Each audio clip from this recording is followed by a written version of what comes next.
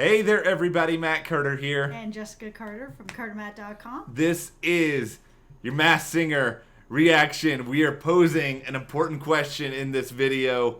Who is this skeleton? You will find out. He has been unmasked. I am I'm not surprised. I don't want I'm not surprised. He was your guess. Yeah, I don't want to be like I called it because some of my other guesses are so terrible that I feel like if I gloat too much here, it's going to make the inevitable embarrassment so much worse later, because then I will clown myself. But we have 6 people to talk about. Yeah. They actually gave us a lot of performances in this episode. There are a couple which, spoiler alert, they hit me right here.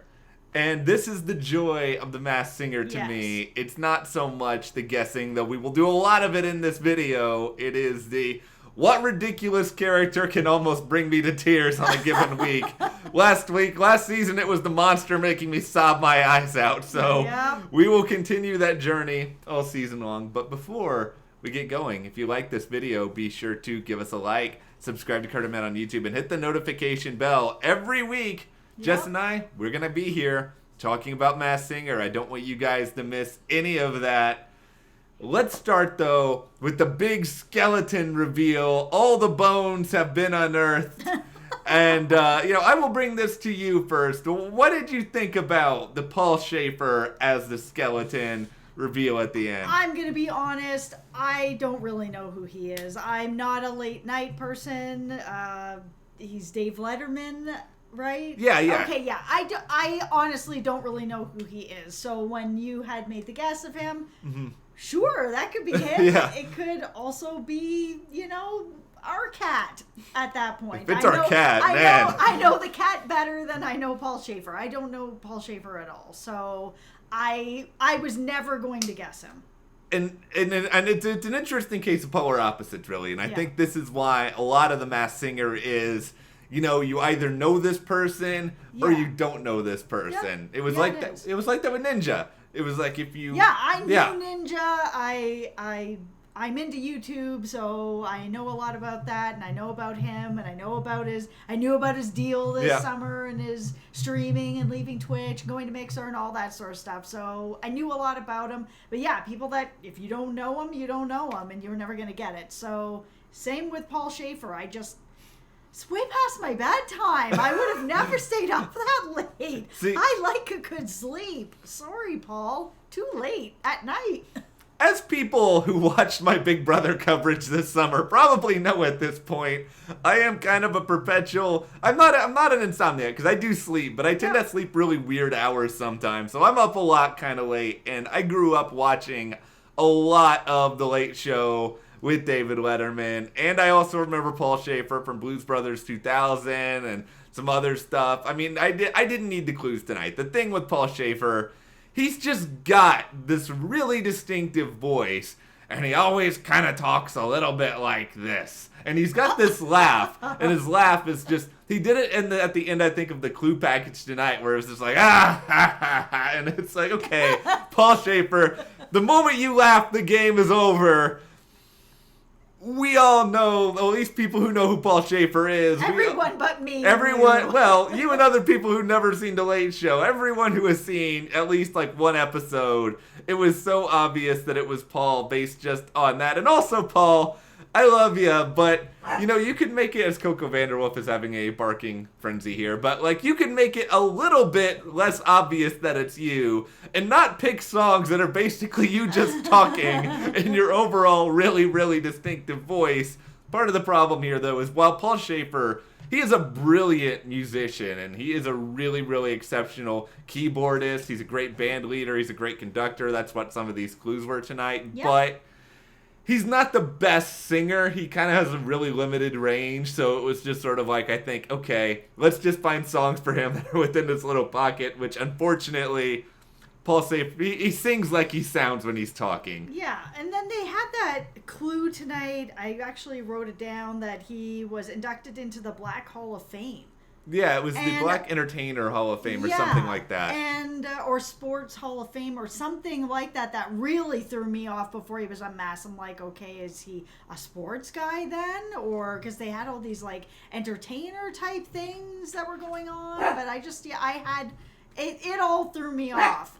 Yeah. But I went and looked it up afterwards, and yes, he was inducted. Yeah, and so, I mean, we learned things on The Masked Singer, and I think tonight we learned a good bit. I guess in retrospect, just when it comes to Paul Schaefer is a guy I feel like you want to induct into things, just from like that standpoint. I think the second banana thing in some ways, it suits him well, but beyond all of that, I think Paul Schaefer is one of these guys where, hopefully he is with us for a very, very long time, but I think whenever we unfortunately lose Paul Schaefer from this world, everybody's going to go back and they're going to be like, holy cannoli, like, look at everything that he did over the course of his career. Yeah. Paul Schaefer's done a lot.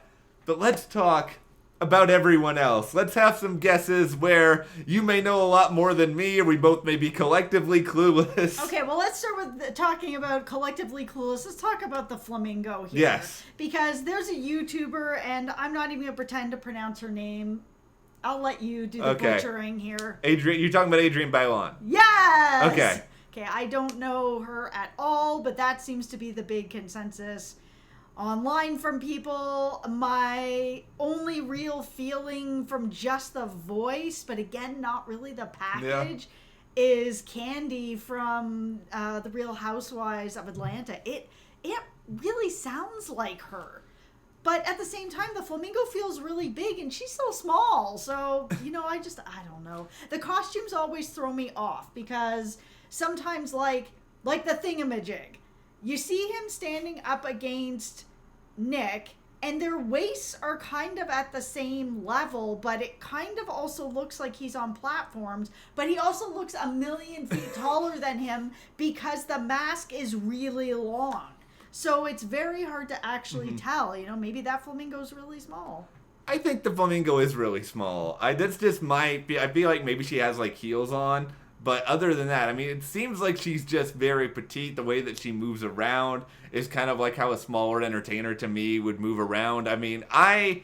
I'm just I'm doing my best to not look too much at what anybody is saying online, and I think that makes my guesses like a million times worse because of it. But tonight was one of the first times I really was like looking, because I cannot figure it out. Well, I have no guess. The thing with this is I don't know Adrienne Bailon very well at all. That's not somebody who would really come up, and she came up on the show as a possibility. Fifth Harmony came up. I don't think it's Ally Brooke, because the universe would collapse in on itself if somebody was on Dancing with the Stars and The Masked Singer at the same time. Yeah, it's a lot. Yeah, it's a lot. I don't feel like it's Normani, because Normani's already doing stuff musically right now that's getting a lot of attention. I said Lauren Haregi last week from Fifth Harmony. I still kind of go with that. It could be Dinah Jane, but I think the big thing is they were discovered by someone. They didn't have a lot of connections before going out to LA. Yep. X Factor auditions, I believe, were held in LA. It would make sense for somebody like that to not know anybody. Yep. Simon Cowell could be the wizard, as they brought it out on the show. Yep. That all just makes sense for me. Yeah, and it does. I like to live in the world where things make sense. But that can also make sense for a YouTuber. It could make sense for a YouTuber. It could make sense for anybody who has been in a girl group at some point. Yeah. You could look at basically anyone who is in a group like Danity Kane, where you would say, okay, well, this person was clearly discovered by someone. Yep. And so I think it's a girl group member, because that's typically how a lot of girl groups are formed. They're discovered by somebody who puts everybody together. Yep. But it just feels like my big drawback with all these Fifth Harmony people, I don't know any of them that are like YouTubers for anything other than their music. Yeah. And that's where we kind of have to go with this. But then at the same time, there are a lot of YouTubers that are also really good singers, like a Jeffree Star, who it's not him obviously, or Teddy Westbrook, and I don't think it's her either. But there are a lot of YouTubers that have cut albums and singles and sing really well. So there's a lot of people it could be with just that one clue. Counter. I feel like there are also a lot of YouTubers who are probably really horrible singers and should not be releasing music. Absolutely true. and we talked about that in another one of our videos, and I won't repeat it because I got really lucky and nobody came for me. Let's not poke any bears in this video, but it's like reality stars. You don't all need to sing. Sometimes it's okay. You don't have to make party music. I'm looking at Real Housewives, most of you. Not Candy, but a lot of other ones. Or Erica Jane, but everybody else needs to just cut it out. No more. Okay, let's go from the no more to someone who I watch and I'm like, more! Give me more! All right, who's that? The Leopard tonight got me. And the Leopard... I am Team Leopard to win the Masked Singer right now, and this is hard for me as someone who just wants to inevitably root for the Penguin because they're a penguin, but there's something about the Leopard's story tonight that got to me, how he feels like he wasn't at one point wanted, and now he just wants to go out there and entertain and be good for his kids, and it's just, and even the song he sang, I mean, he sounds like an older gentleman who is this Leopard. He's doing a Shawn Mendes song, which is very much a young people's song, and he did actually make it work. Like, he brought new meaning to that I hadn't heard in the original version. I was just like, Leopard, I want to hang out with the Leopard. Yeah, I'm Team Leopard. I really am all in on the Leopard. His voice is so beautiful. Same for me. He got me right in the feels tonight. And then when he was talking about how he went from one pack to another pack and that sort of thing, it cemented for me who I thought he was originally, which is Seal. I heard him singing again. I'm still on the Seal train. I feel that it's him. Seal was in foster care when he was younger. It had said something like 1963 on his door or something, and I looked it up, and he was born in 1963. I feel like it's him. It's him, and I just love him. And his performance tonight really got me. I'm all in on the Leopard. He can win the show for me. And I feel like he can. I think the Leopard certainly can. I feel like the thing is, I'm not calling any shenanigans on the Masked Singer here. Like, let's make this clear. Well, I would call shenanigans if you're going to have someone with Seal's caliber on this show. This is my thinking, though. If you're the Masked Singer producers, let's say there's somebody who is not a professional singer. If you're a singer and you're on the Masked Singer, are you going to be really upset if a non-singer ends up winning? I feel like the final three are all going to be people. Yeah, but they're not going to. There was no way that a Paul Schaefer is going to beat Seal. Well, we're going to get to this a little bit later in this video because I have a prediction that I think could be a little bit dodgy. But Seal, if this is Seal, I think the Leopard has a really good chance of going far. I think you have a really good guess. I think there's a good chance you're right. But the one thing that's bothering me a little bit is that it talks about the Leopard having a history doing a lot of different stuff. And I don't know Seal as anything other than a singer. I don't know if he's done acting. I don't know if he's done theater performing. So I started to think about it. I think there's a good chance it may be Taye Diggs of many great shows. He is also a theater performer. I've heard him sing a little bit. The voice kind of sort of matches up. I mean, Taye Diggs is he's a busy guy. I know he's got other stuff that he's been doing as of late, but maybe he found a little bit of time to go in there and do this. And, I don't know if Taye Diggs was adopted. I don't know any of his family history in that sort of way, but I know that he is a family man on some level. So I'm going with Taye Diggs right now, in part because I do like your guess, but I think this video is slightly more boring if we both just nod and say I agree with every single person. Well, the next person is someone that we may still agree on, which is the Black Widow being Raven. Yeah, and this is a prime example of this. Yeah, because it's her. And the more that I hear her, the more that it's her.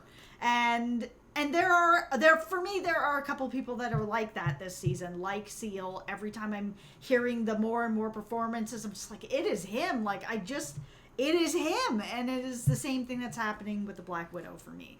The problem I have with the Black Widow, I mean, like I said, to me it's okay if we know who the person is basically from start to finish. It's just, I want to go on a journey with them. I want to find out some kind of new stuff about them over the course of a season. And I feel like I learned something new about the Leopard tonight.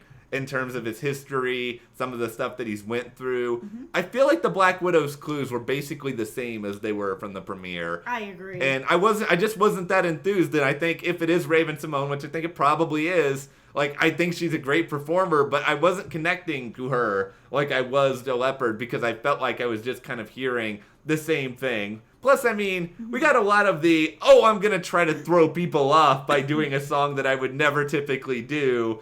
And here is the Black Widow doing Carrie Underwood. Yeah.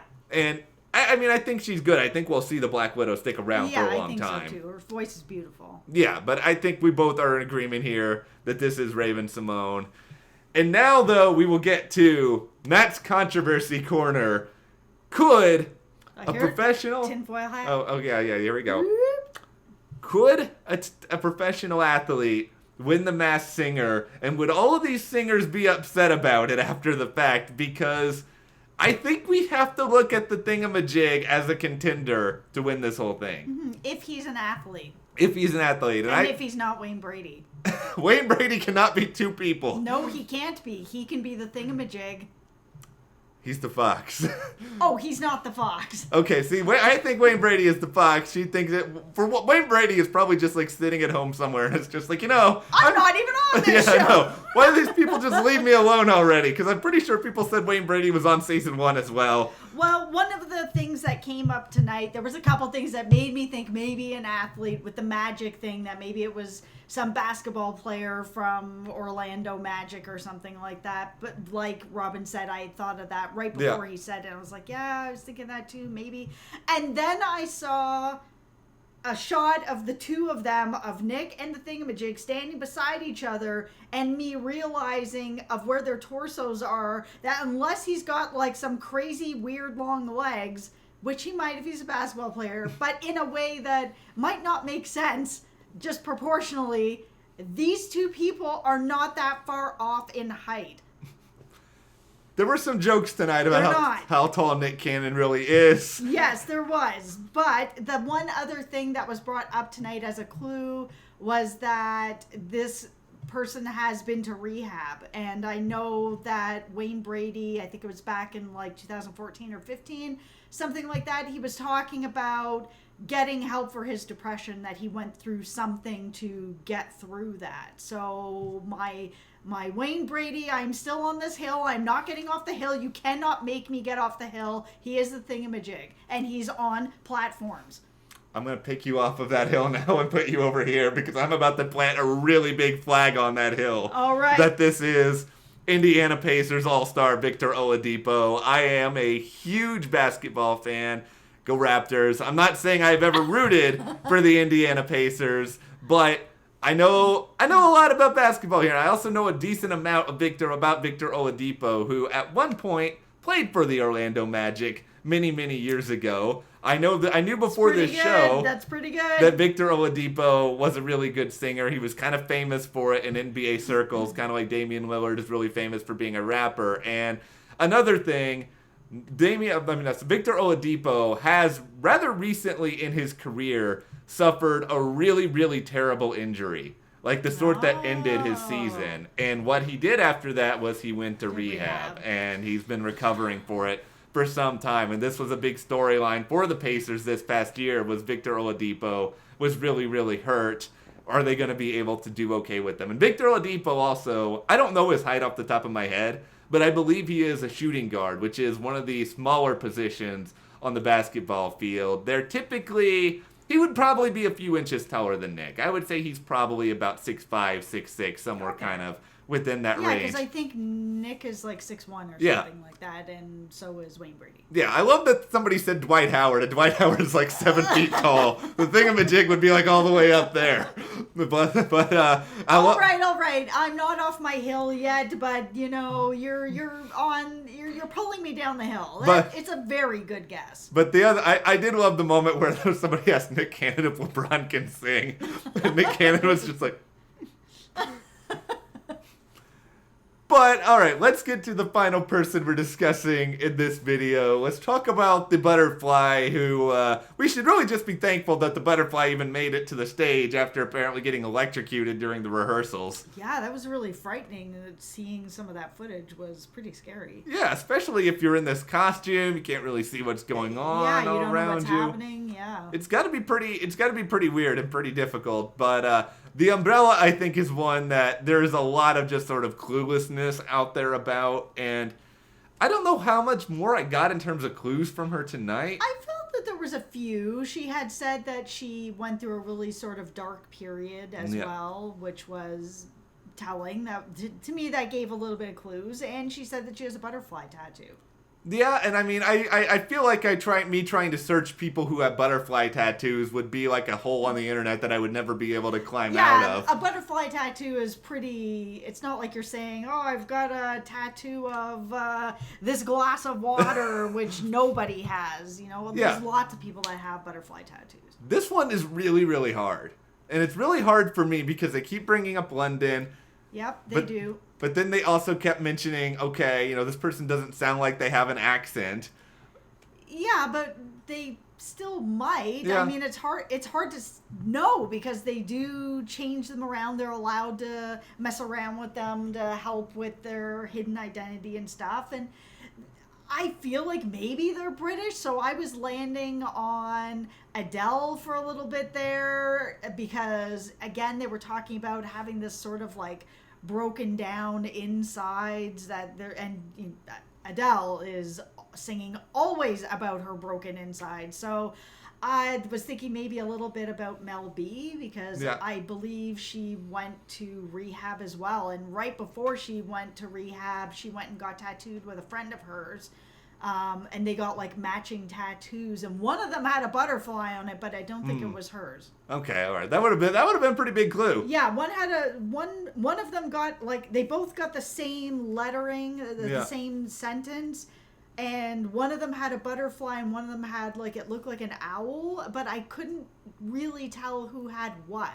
So I'm not sure. I don't know if it is Mel B, but I don't think it's Adele. Well, we know what I say about the Matt Carter reality TV rule. If you've done reality TV before, you will likely do it again. Yep. Former America's Got Talent judge Mel B makes a certain degree of sense.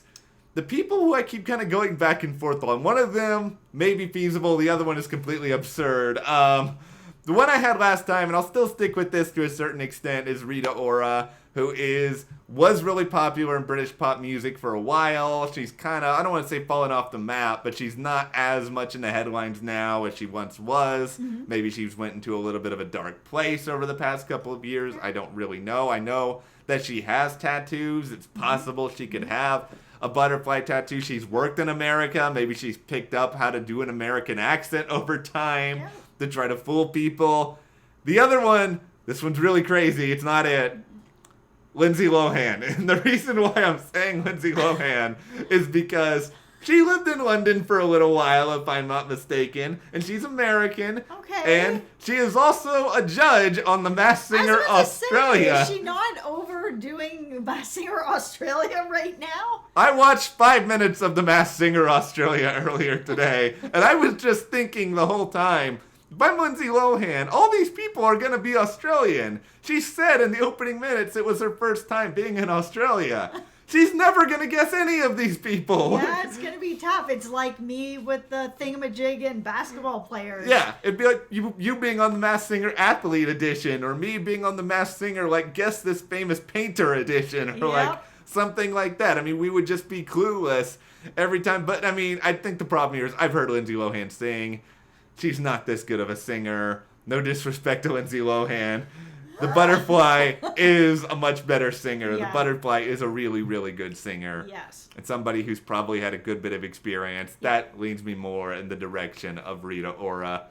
But before we go, I will do just a quick little note here. I thought this was funny. Paul Schaefer is already an exit interview up with him on TV Guide, and he said that Letterman, he couldn't tell Letterman he was on, but because they had to keep it really hush-hush. But apparently, Letterman at one point had a conversation with him, and he was just like, you don't have to say anything, but like, and he said that it wasn't even his voice, but it was the way that the skeleton walked, because he's known Paul for so long, and he knows the way so that he knew. Yeah, he knew from the moment that he saw the skeleton that it was Paul. Which I guess if you've known somebody for 30 years, it's a little bit easier for you than just like people like us trying to guess from the outside. But that concludes, I guess, this edition of the Masked Singer Reaction, and we want to know from you guys. Give us your spoiler-free guesses, ideas, your thoughts on these performances, and just beyond the guesses, who are you rooting for? Who do you want to see take this mask and this prize? Leopard! As though there's like any sort of incentive for anyone to win. I mean, I don't know if they get paid more or what. They don't tell us. But who wants to win this arbitrary prize at the end of this? Share in the comments and give us a like, subscribe, and you can support us further by checking the link in the description to the CARTERMATT store. And we'll see you here next time.